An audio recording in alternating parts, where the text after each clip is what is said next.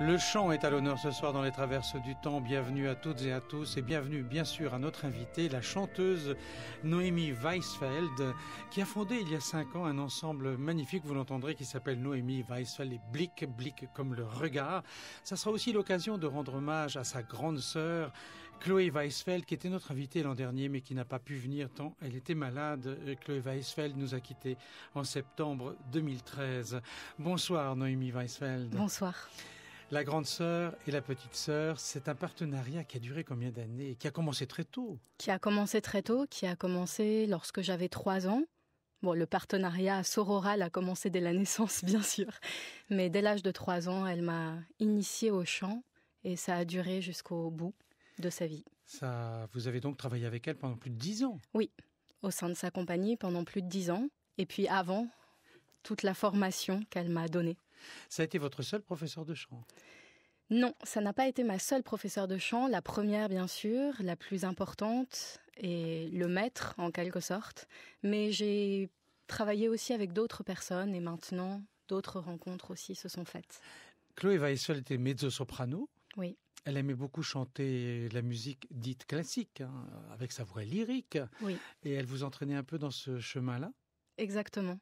C'est-à-dire qu'elle a eu la finesse et l'intuition qu'elle pouvait me transmettre le chant avec son parcours à elle et son enseignement qui était le chant lyrique, l'exigence du lyrique, les vocalises, les vibrations, au service d'une voix qui était complètement différente, la mienne, rauque, tellement rauque que mes parents pensaient que j'avais des problèmes aux cordes vocales parce qu'elle était vraiment cassée, d'une voix qui sonnait, qui sortait naturellement traditionnelle, populaire. La sienne, non, la sienne. Et la sienne, pas du tout. Et elle sortait naturellement lyrique. C'est ça qui est incroyable, c'est que on s'est rencontrés en étant extrêmement différentes vocalement. Et en fait, elle m'a donné et transmis cet enseignement lyrique-là au service d'une musique qui est tout autre. Et vous chantiez ensemble, souvent? Et on chantait ensemble. En particulier? En particulier, Carmen. C'est vrai, Carmen. Son premier rôle, son premier... Vous étiez toute jeune, vous avez 13 ans de différence entre oui, votre... Oui, exactement. Et... son premier rôle à l'opéra, ça a été Frasquita. Et il y a ce fameux passage où Frasquita et Mercedes tirent les cartes. Et il lui fallait bien une Mercedes sous le coude pour répéter. Et du coup, la Mercedes, c'était moi, qui avait 7 ans à l'époque. On va écouter ici Maris Castet, soprano, avec Martine Olmeda, mezzo, dans ce célèbre duo des cartes, Frasquita, Mercedes, Carmen, Georges Bizet.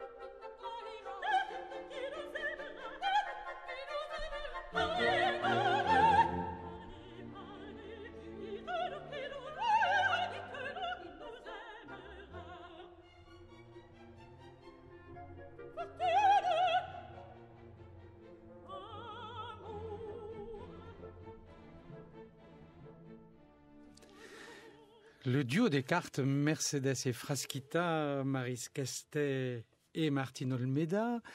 Et ça vous rappelle beaucoup de souvenirs, oui, ça. Beaucoup. Chloé Weisfeld chantant ça sur la scène de théâtre. Et vous chantiez où, dans la salle? Non. Si. J'étais tout le temps assise au premier rang. Je connaissais l'opéra absolument par cœur. Et je le fredonnais en même temps. Alors, surtout cette scène-là, bien évidemment, puisque c'était la mienne. Et donc, un jour, en pleine représentation, elle m'a regardée. Comme on fait avec les petits-enfants, elle m'a dit « Chut !» Vous aviez 7 ans, c'est normal qu'on vous fasse chute. Chloé Weisfeld, on voulait qu'elle vienne à l'émission, évidemment, parce qu'elle avait une compagnie de théâtre qui s'appelle Piccolo Compagnie. À cette époque-là... La Piccola, pardon. Compagnie, Piccolo. Oui. Et parce qu'il crée un spectacle magnifique qui s'appelait Les Lessiveuses. Les Lessiveuses, ce sont ces femmes, des femmes prisonnières, en particulier à la prison de Rennes, je me souviens. Elle n'était pas là, mais vous avez bien suivi ce spectacle. Alors, le théâtre aussi, c'est elle, alors le dans théâtre, votre vie.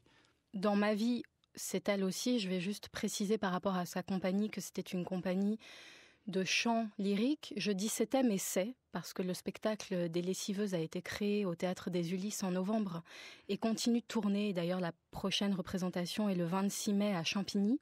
C'est une mise en scène absolument magnifique de Christian Gagneron. Et il y a l'ensemble 2E2M. Et ce sont effectivement ces récits de mères de prisonniers. Donc, elle, Chloé, invitait toujours un répertoire classique, dit classique, difficile. On a ensemble longtemps joué un spectacle de mélodie française pour les enfants. Or, on leur fait souvent découvrir l'opéra et non pas du Poulenc. Alors, c'était toujours du théâtre, du chant, des spectacles. Et dans ma vie, effectivement, le théâtre, c'est aussi elle, puisqu'elle m'a vraiment fait travailler mon baccalauréat parce que je refusais littéralement de travailler et je présentais théâtre en option et c'était la petite carotte, c'est-à-dire que on avait le droit de travailler le théâtre et j'avais pris un petit bout de Mademoiselle Else de Schnitzler uniquement si je connaissais ma leçon de géographie. Donc le théâtre, c'est aussi elle qui m'y a poussée et aussi elle qui m'a fait travailler techniquement. Et vous êtes, parce que vous avez grandi, un jour elle vous a engagé dans la compagnie ? Elle m'a engagée dans la compagnie, oui, en 2005 exactement, parce que je jouais un spectacle pour enfants. Et elle est venue me voir à la fin, comme une vraie programmatrice, une vraie professionnelle, une vraie directrice. Oui. Et elle m'a dit, ce que j'ai vu dans le spectacle me convainc, je t'engage pas par principe sous prétexte que tu es ma petite sœur. Et pour le futur spectacle de la compagnie, ce serait bien, je t'engage. Et Carmen a continué un peu dans votre vie à toutes les deux. Elle vous chantait le grand air de Carmen aussi, l'air des cartes. Elle me disait que le rôle de Carmen était pour moi. Quand j'étais enfant, elle me disait que je serais Carmen, que je mettrais des grands jupons rouges et des fleurs dans les cheveux. Et je regardais en boucle d'ailleurs le film qui a été fait avec la maîtrise de Radio France qui jouait les enfants. Les enfants, oui. Et elle chantait dedans parce qu'elle était à la maîtrise de Radio France enfant. Et elle me disait que je serais Carmen et qu'il fallait que je travaille cet air. Le célèbre air des cartes de Carmen, qu'on va entendre avec cette femme que vous admirez par-dessus tout, Béatrice Uria Monzon.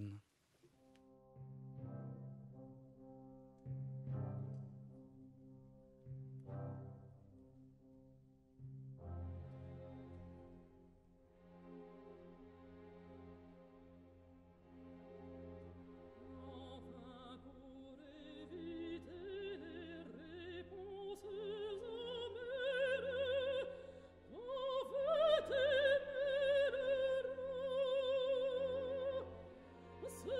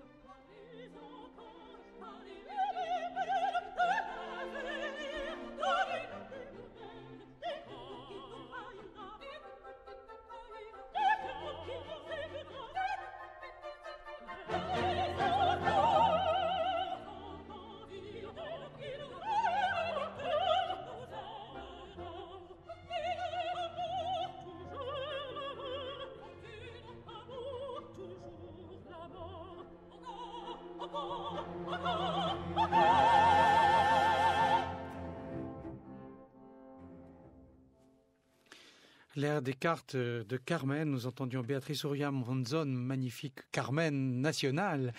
Noémie Weisfeld, que vous aimez beaucoup, toujours avec l'Orchestre national de Bordeaux-Aquitaine sous la direction d'Alain Lombard. Vous nous parliez tout à l'heure de Mademoiselle Else d'Arthur Schnitzler, mais tout en travaillant ce rôle, vous étiez toute gamine, vous continuiez à chanter et vous jouiez aussi d'un instrument, le violoncelle. Oui. Ça a commencé tôt, ça aussi, le violoncelle? Oui, j'ai commencé à 8 ans. De toute façon, dans ma famille, il était obligatoire de faire un instrument de musique. C'était sans négociation aucune. Et j'avais très envie de faire du piano, mais mon autre sœur en jouait déjà, donc c'était le sien.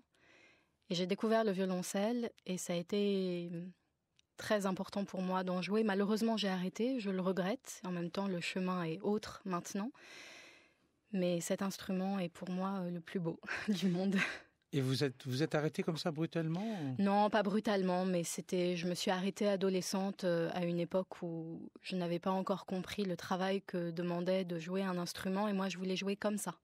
Je voulais que ça vienne comme ça. Qu'est-ce que vous jouiez à l'époque alors? Alors, j'ai travaillé bien sûr sur les méthodes comme tous les enfants qui démarrent, et je me suis arrêtée avec un morceau qui me tient particulièrement à cœur, qui est la Sicilienne de Fauré.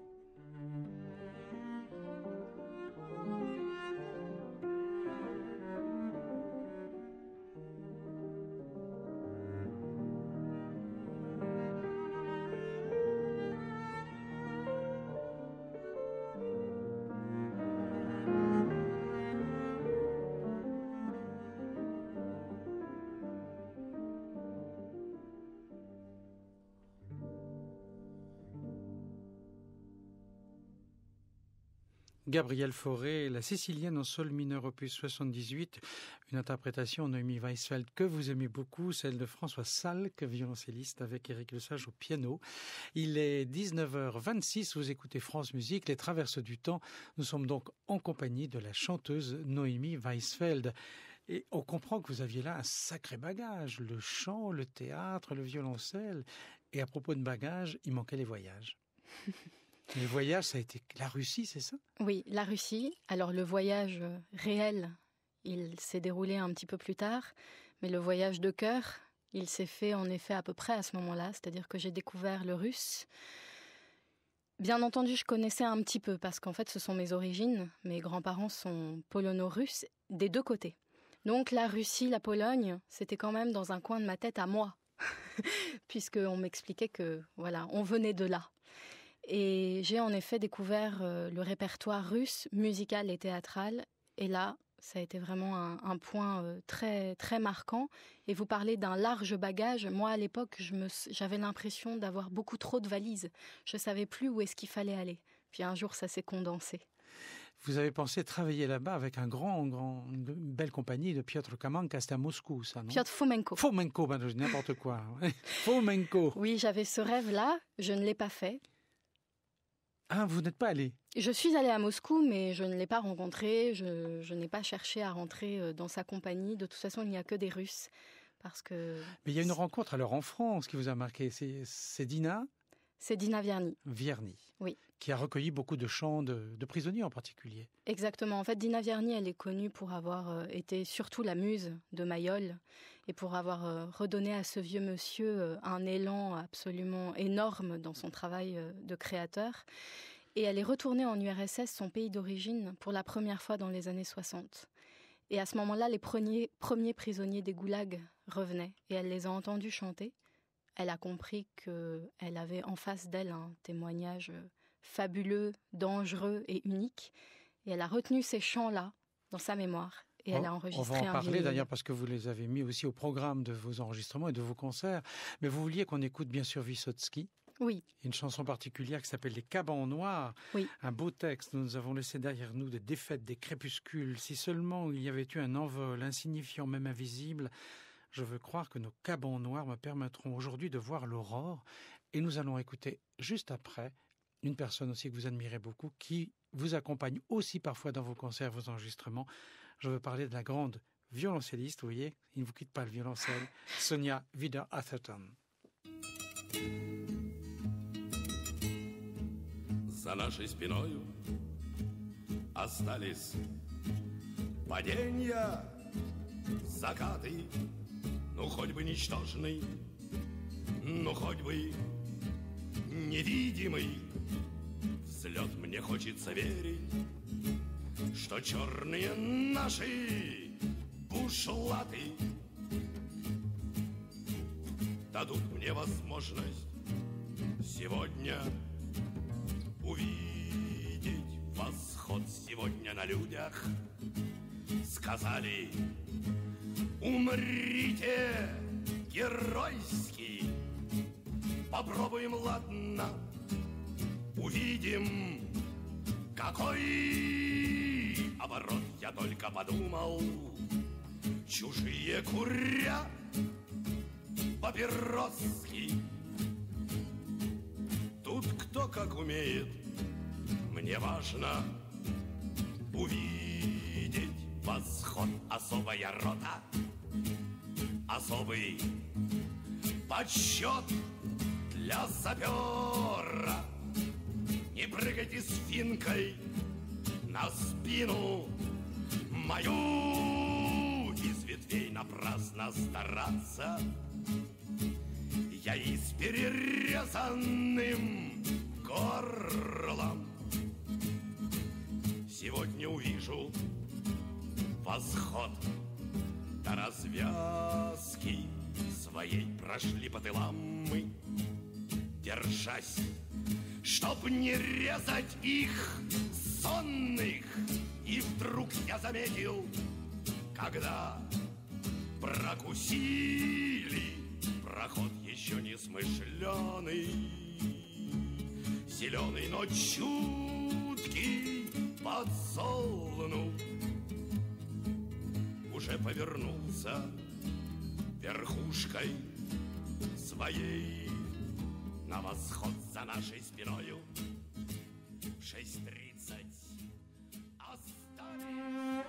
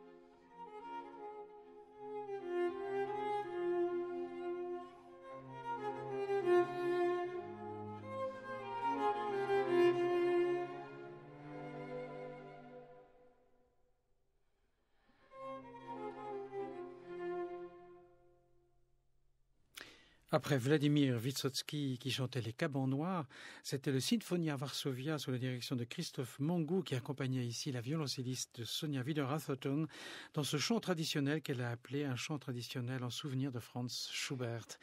Sonia Wider-Atherton, une sacrée rencontre, n'est-ce pas? Oui. Noémie Weisfeld. Une sacrée rencontre. J'ai découvert son travail quand effectivement je jouais du violoncelle. Et j'écoutais ses disques et je suis allée l'entendre. Et puis un jour, par une amie commune, j'ai eu la chance de la rencontrer. Et Sonia est venue m'entendre au New Morning en 2010. Et à l'issue de ce concert, je lui ai téléphoné pour avoir un retour. Qu'est-ce qu'elle en avait pensé? Et puis je lui ai demandé si elle accepterait de jouer sur mon premier disque. Et elle m'a dit, je te dis tout de suite oui. C'est sensationnel. Alors, c'est une femme très généreuse comme ça. C'est un cadeau immense. La façon si simple et si spontanée de m'avoir dit oui. Ça vous a fait du bien parce que vous aviez auditionné avec une chanson de Prisonnier de Diana Verny devant un grand directeur de théâtre, non? Oui. En fait, le théâtre a été quand même une grande partie de ma formation puisque j'ai tenté un petit peu les concours nationaux et notamment le Conservatoire de Paris que je n'ai jamais eu. Mais j'ai eu la dernière fois que je l'ai passé, le premier tour devant Daniel Mesguich, qui en plus avait monté quelques années auparavant le Die-Book de Hansky, donc célèbre pièce et magnifique film yiddish. Donc c'était un enjeu pour moi particulier parce que j'avais l'impression que si je lui jouais du Tchekhov et si je chantais en russe, peut-être que les portes du conservatoire s'ouvriraient. Alors ce ne sont pas ces portes-là qui se sont ouvertes. Mais effectivement, j'ai chanté ce chant devant Daniel Mesguich. Et les portes qui se sont ouvertes? Les portes qui se sont ouvertes sont celles davantage de la musique et de la voix. Des instrumentistes, hein? Des instrumentistes, oui. Qui adoraient la musique de l'Est, comme vous. Et vous avez fait ce groupe? Et j'ai fait ce groupe, oui. J'ai rencontré mes garçons, comme je les appelle. Et là, c'est une sacrée aventure qui a commencé en 2009 avec la rencontre d'Antoine, de Thierry et de Florent. Et qu'est-ce qu'on va écouter? Le train arrête-toi. Oui. C'est un chant russe, ça? C'est un chant russe, c'est un chant de prisonnier aussi. Que Dina a entendu. Et juste après, le costume neuf. Et juste après, le costume neuf. Donc ces deux chants résument pratiquement à eux seuls tout l'univers de ces prisonniers.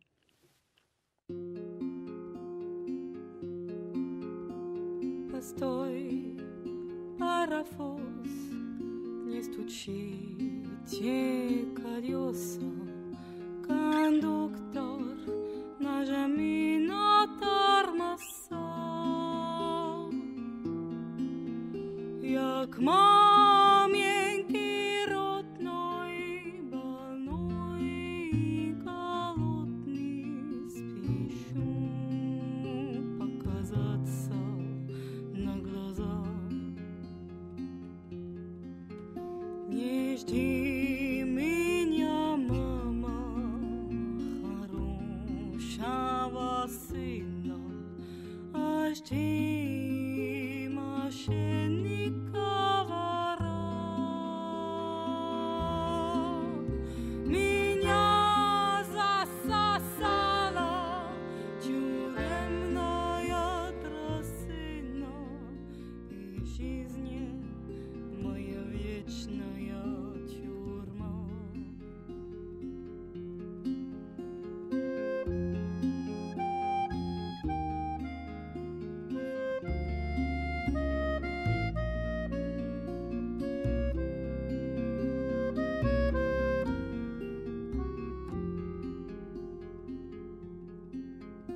А если посяду в тюрьме за решетку, в тюрьме я решетку прорву,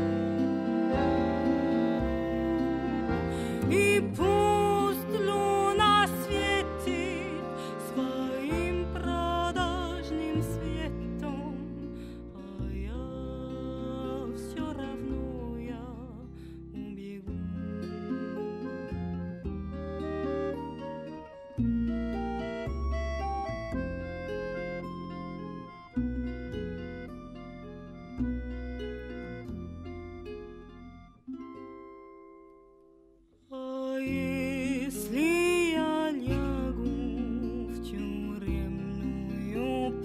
аптеку. Я буду страдать и умирать, и ты не придешь ко мне, мать моя родная, меня приласкать, поцеловать.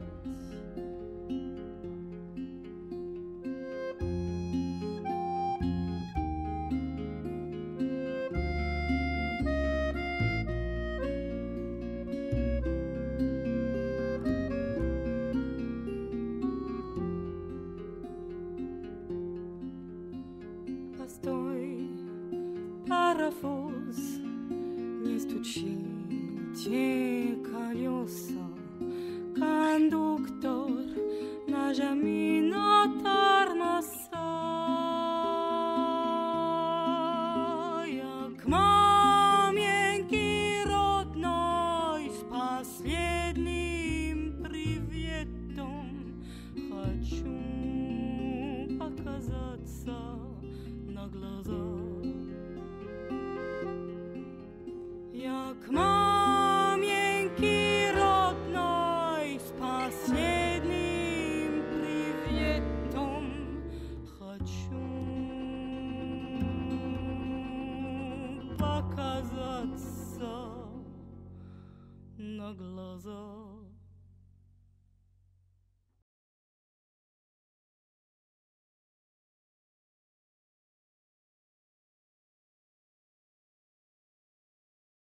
Костюмчик новенький, колесики за скрипом. Я за тюремную холстину променял. За эти 8 лет немало кора видел. Нет, на мне волосик полинял. А на дворе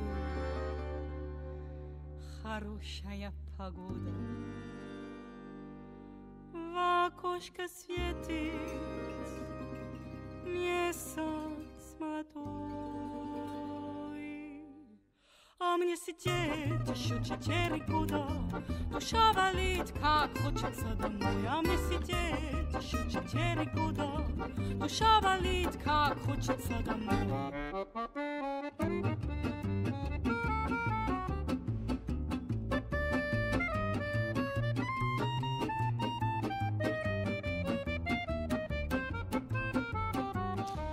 Le costume neuf et juste avant Train, arrête-toi, 2 chants de prisonniers que vous interprétiez là avec ce groupe qui a transformé votre vie, disons-le.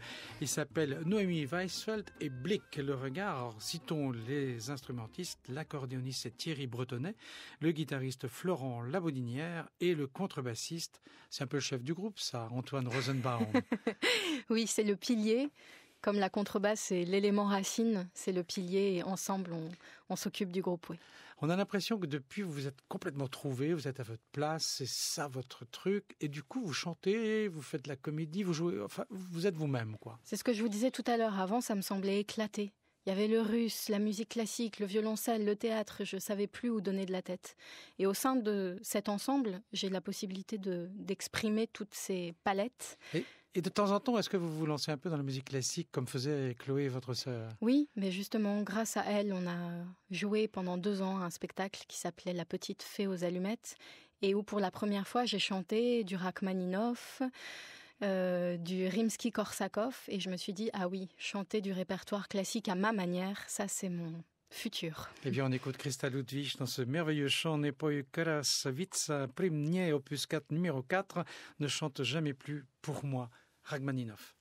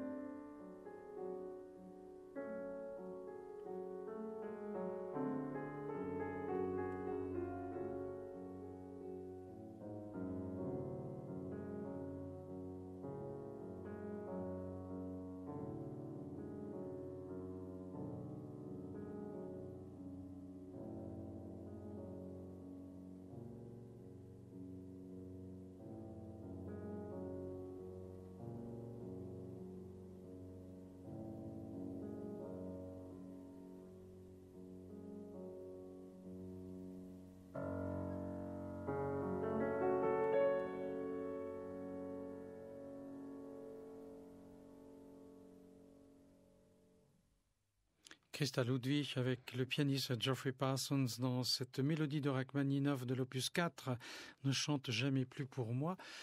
Mais Naomi Weisfeld, vous chantez ces chansons, c'est après seulement que vous vous rendez compte que c'est encore des chants de déchirement, d'exil, de déracinement. De déracinement. Oui, ça se passe toujours comme ça, je m'en rends compte après. Et justement, j'étais en train de penser à un extrait d'un poème de Léa Goldberg, qui est une poétesse allemande décédée en Israël en 70, et qui dit dans l'un de ses poèmes « Peut-être que seuls les oiseaux migrateurs connaissent, lorsqu'ils sont suspendus entre ciel et terre, la douleur de deux patries. Avec vous, j'ai été planté 2 fois. Avec vous, les pins, j'ai poussé, et mes racines, dans 2 paysages différents. »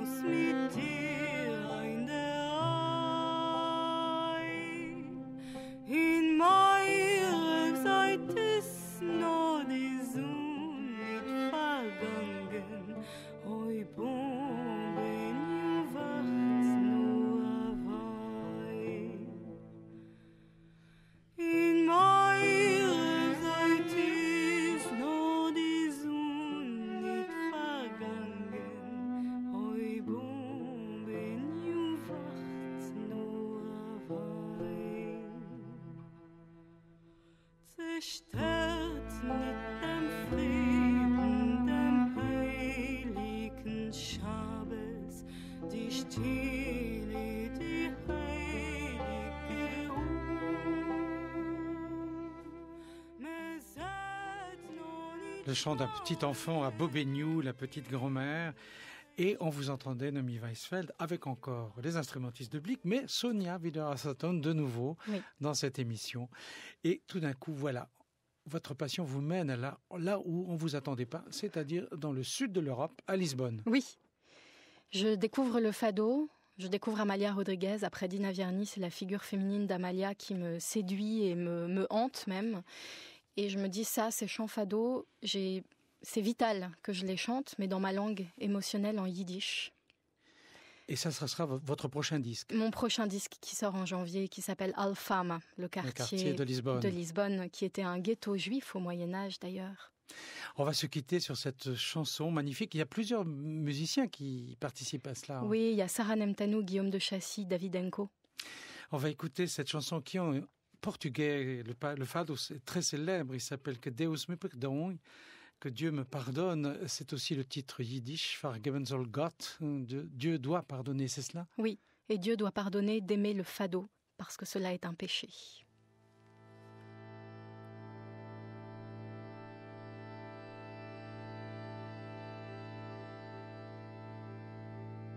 Wenn mein Herz das vermachte, soll sie weißen verleiht. Wenn mir kein Rutsch erzählen, wo sich stillere Leid, wollten alle dann gesehen, wie sie's schlecht mir unbitter, wie mein Dreck geht abbrennt dann, wenn ich sin Kloi mescht mit Freud. Vergeben soll Gott, du Eubsis Anafli, Asoyo bin ich, antläufig von Fado, antläufig von sie.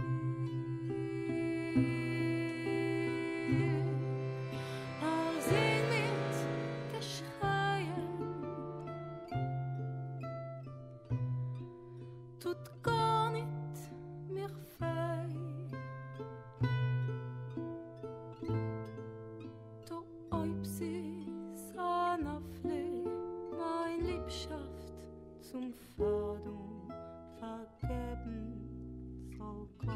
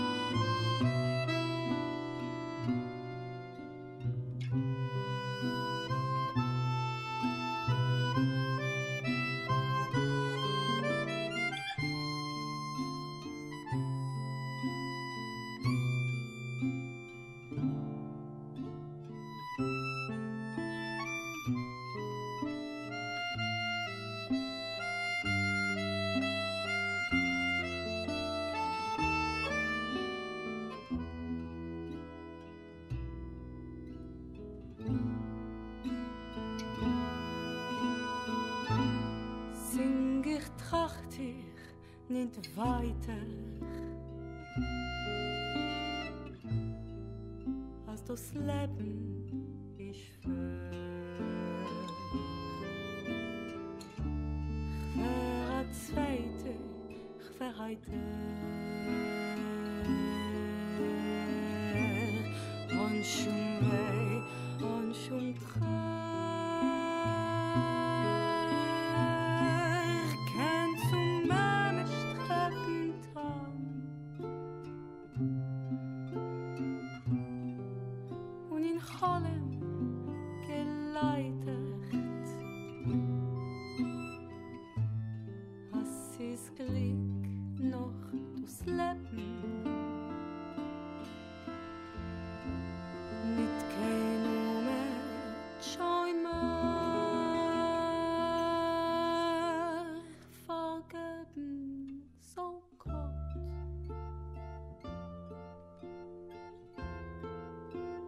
Eubsis Anafli,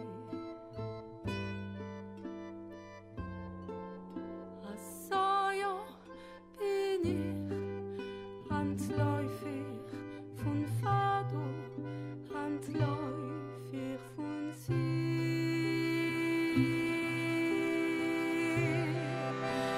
Sing mit Geschreien, tut gar nicht mehr weh.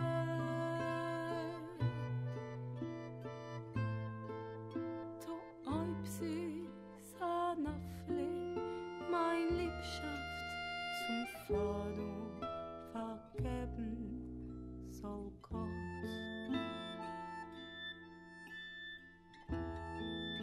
Mein Liebschaft zum Fado vergeben soll Gott.